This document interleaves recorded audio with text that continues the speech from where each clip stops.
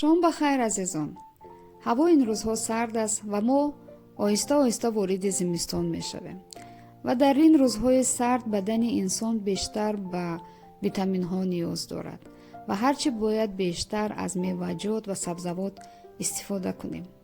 و یک منبع سرشار ویتامین این آووکادو هست و من امروز از آووکادو یک خورشت و یک سالاد آماده کردم.